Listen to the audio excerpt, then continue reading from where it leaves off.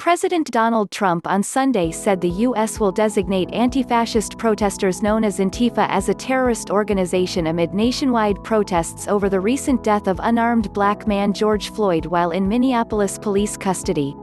Trump, who announced his intentions on Twitter, blamed radical left anarchists, as well as the media, for stirring up trouble in various cities and urged local leaders to shut their demonstrations down before it is too late.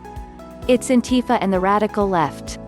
Don't lay the blame on others," he tweeted Saturday after demonstrators gathered outside the White House over Floyd's death and the president's response to it. Many chanted "Black Lives Matter, I Can't Breathe," and "No Justice, No Peace." Some threw items at police and destroyed local property. The protesters had little to do with the memory of George Floyd, Trump said, adding that they were just there to cause trouble. An American Civil Liberties Union official, responding to Trump's terrorism call for Antifa on Sunday, called it abused and misused. As this tweet demonstrates, terrorism is an inherently political label, easily abused and misused. There is no legal authority for designating a domestic group. Any such designation would raise significant due process and First Amendment concerns, said ACLU National Security Project Director Hina Shamsi in a statement to HuffPost. Professor Steve Vladeck of the University of Texas School of Law similarly slapped down Trump's plans, tweeting, "The United States of America has no legal authority to designate any domestic entities as terrorist organizations.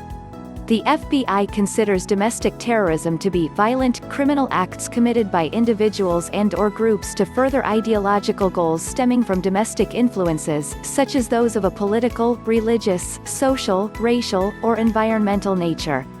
The U.S. officially designates only foreign terrorist organizations, and supporting such organizations can trigger federal terrorism charges. Domestic organizations, from Antifa to the Ku Klux Klan, enjoy broader First Amendment protections unless members of those organizations violate specific federal statutes. Still, the federal government has broad powers to investigate organizations it considers criminal enterprises if officials see evidence of a conspiracy to break federal law. The Trump administration is suggesting an aggressive approach against left-wing protesters. Trump's comments, which failed to acknowledge the events that sparked the nation's ongoing upheaval, came as White House National Security Advisor Robert O'Brien denied that there is a problem with systemic racism in the nation's police forces. "There are some bad apples in there. There are some bad cops that are racist, and there are cops that maybe don't have the right training. And they need to be rooted out," O'Brien said in an interview Sunday with CNN. Attorney General William Barr also backed Trump's depiction of the demonstrators in a statement on Sunday that accused them of exploiting the situation to pursue their own separate, violent, and extremist agenda.